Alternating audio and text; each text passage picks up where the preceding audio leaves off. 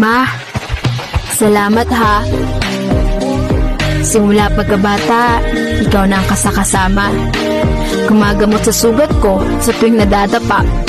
Unang nagturo kung paano magsulat at magbasa. Minsan nga, napapalo mo pa. Ikaw rin ang unang nagturo sa akin kung paano maging mabuti sa kapwa. Mama, alam kong pagod ka na.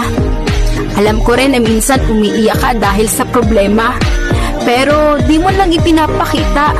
Alam ko rin na may nararamdaman ka na dahil sa maghapong paggawa at walang pahinga. Ingatan mo naman sarili mo, Mama. Di kasi namin kaya pag may nangyari sa iyong masama. Sorry, Mama, kung matigas ulo ko. Di nakikinig sa mga payo mo at pabalang kung sumagot sa'yo. Minsan nagdadabog sa tuwing inuutusan mo. Pasensya ka na, Mama.